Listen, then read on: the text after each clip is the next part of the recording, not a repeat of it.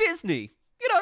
They make movies. And they host a streaming service too. These guys you would expect for this spin-off series to be absolutely brimming with content to bounce off of. Every movie could have a sequel, every sequel gets a TV show, every original gets a remake, and every remake gets original shorts. Or so you'd think. And yet, when I try to tap into this spin-off series with the Disney lens in particular, I get back almost nothing. Strange World was the latest movie, and understandably, there's nothing new yet. So let's go further backwards. Encanto, I'll search it up on Disney+.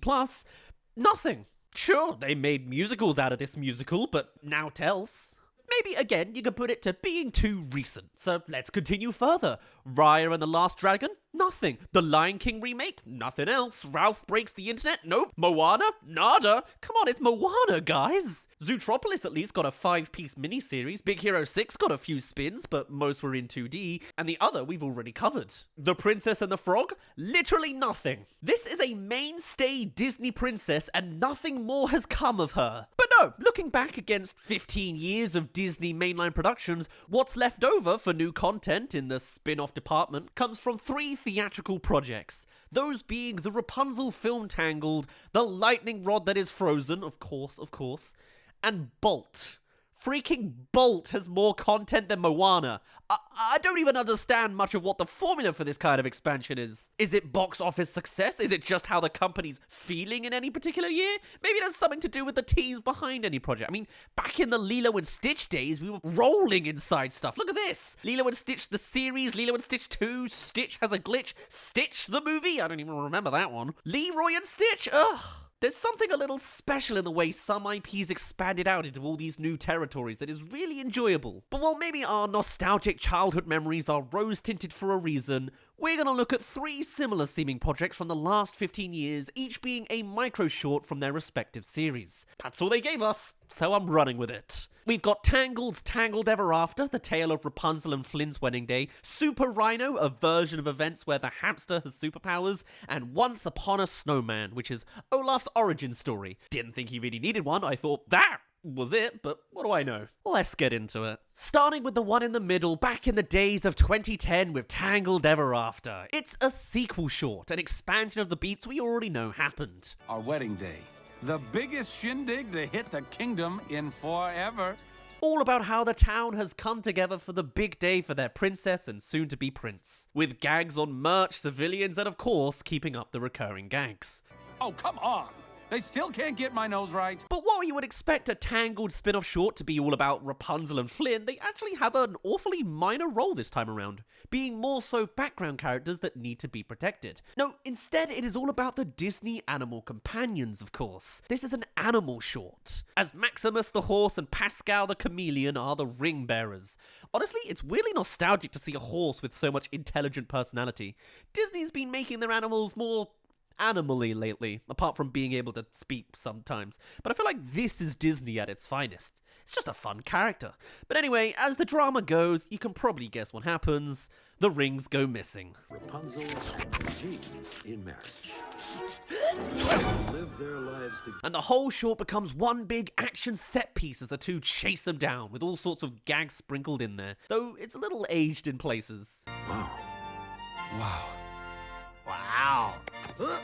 Was the joke that he's ugly and uncivilized so he can't join in the wows? Others are just some fun, fantastic slapstick. Those were my grandmother's wedding rings! The kingdom is lost! Thankfully, that was just Maximus's imagination. So, with a little more time than expected, off they trot. Jumping into soup, sticking to ice statues, dressing up through several stalls.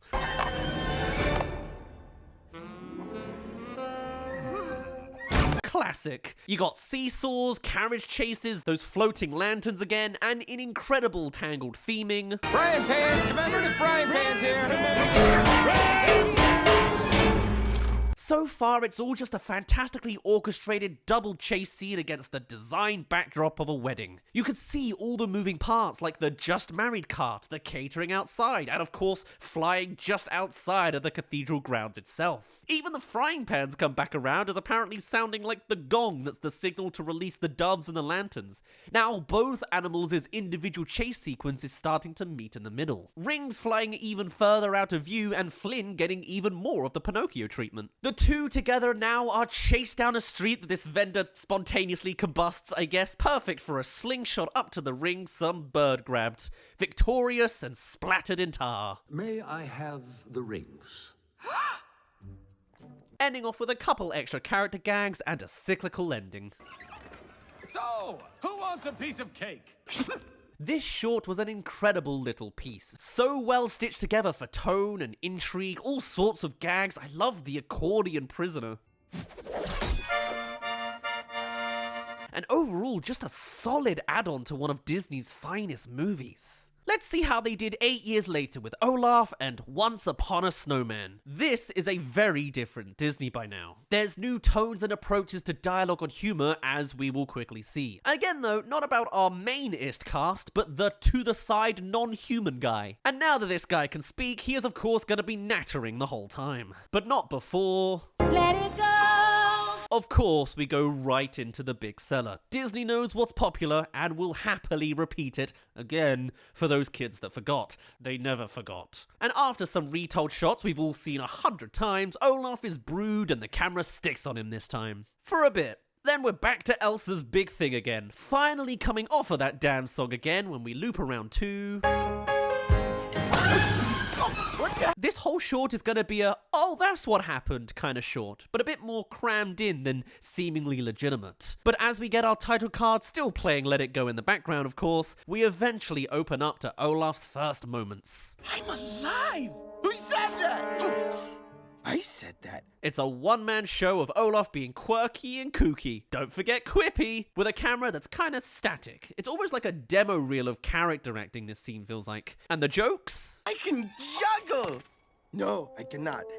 I got too confident. Different. You know, good, but less on the slapstick and chaotic and more on the Marvel quip. It's the tonal shift of the industry almost a decade later, or so you could pass. And eventually, Olaf gets a wandering too. So I'm made of snow, and I'm walking on snow. That's kind of weird. Still going along with the meta comments about the weirdness of Disney magic, until we come to the rest of the film's references. Yeah, porn songs. Yes, because apparently Olaf can only be present when there's a Disney song being told nearby. Now, hearing muffled in the barn, reindeers are better than people. Remember that, kids? He's now involved at locations relevant to the main plot. Hey, where was Anna? Snowman?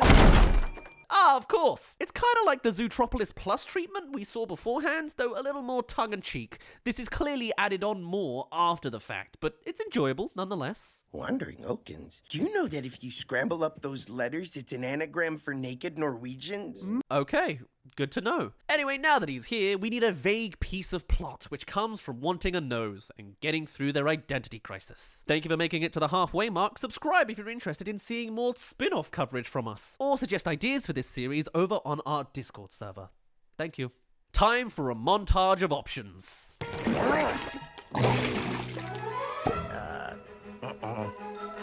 Each a little micro gag that then applies to another aspect of Olaf's character. Summer?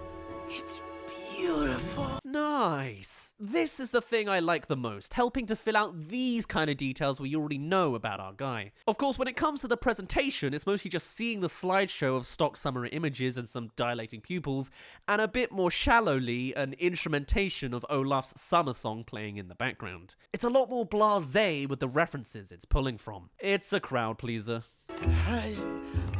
Oh, bees buzzing. And now Olaf has an obsession topic. He's given us summer sausage and off on his merry way. Thank you, big, lovable, pink-faced bear man. Off to unknowingly go chasing Anna and Kristoff on their sleigh, but in more of an action sequence of animation prowess, as Olaf is chased after wolves for having a sausage for a nose. And with these sliding antics ensuing, Olaf's different body parts can all come together in different and unique ways. It's good. Probably the highlight of the whole thing. Have you seen our butt? No! No! No! But the dialogue is also kind of, He swings past the protagonist duo again in a way that surely you would have noticed the original way around, but it does lead nicely into one detail. Love experts. I'm not buying it. Stop talking. No.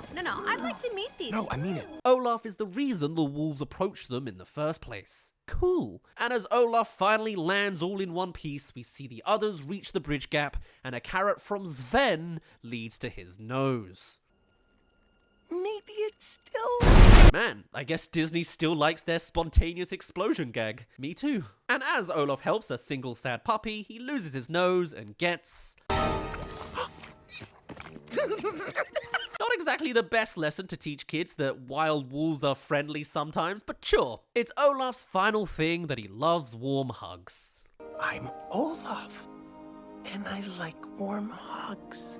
And that's where it ends. Post-credits wandering to the main gang, it's a side tale. Less immersive than the old Zootropolis Plus one, and a bit more tropey and shallow. But sure, at least it's not just a single scene retelling Disney's glory days through a vaguely annoying character. And so while Tangled Ever After was 9 minutes and Once Upon a Snowman was 6, let's hop back very briefly to the smallest little project from a franchise we've probably all long forgotten.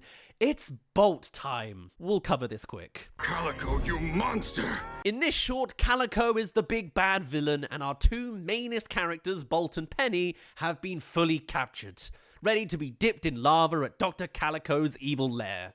Let it begin! Let it begin! Let it begin! And the hamster is the one who will save them now. Remember him? His name's Rhino, and he's a fanboy of the show, because this is all fake. And with his overconfidence and need for cringe, he's now front and center, blazing into the lair like a missile inside of his little ball, and without seeing any of the action, here he is. I did that with my eyeballs! You can tell it was from the pre-revival era. It's not good on the eyes or good on the ears. An incredibly mid experience. Nay, it's Rhino. It's meant to be like a tropey twist tale, and so it comes off as tropey and unoriginal. Fun, I guess, but not good. And when they're telling somewhat of a joke in the dialogue, I'm 1/16th wolf with little wolverines. We're done here. it's the same lines as in the original movie. Again, just leaning on theatrical references, if not just not really trying at all. And as the missiles come barraging, Rhino instantly hops on top. Slow-mo, because you have to, as we get some POV eye laser shots and then a perfect catch of the hostages. This isn't over. We're done here. And that's practically it. There's no substance here, no deliberate choreography, just a tiny side piece of fun that's diluted on the fun factor. You saved us. Now, if you'll excuse me, I have an urgent matter to attend to. And then, in true dated fashion, I mean, I guess this is Disney, so there's a connection somewhere along the way. In fact, no, I won't tell you. Guess. Just have a think on how they would possibly finish up this micro short of a spin-off of Bolt the Movie 2009. Do they A, have a dance party with all of the previous Disney princesses, B, go home and start watching Bolt the Movie on their TV screen, or C, have a concert performance of Hannah Montana's Best of Both Worlds? Well, I hope you pick the right answer, because I kid you not, it's... You get the best of both worlds. Why? What?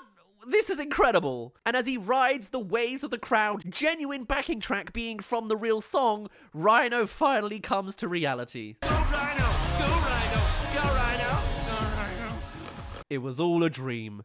Wowee. There's not really a jokey end note. He mentions his hamster ball within Hannah Montana lyrics, I guess, and then gets back to sleep. What's the next dream, you ask? Were you asking? I'll show you anyway. What's that, Mr. President? Rhino is on the job.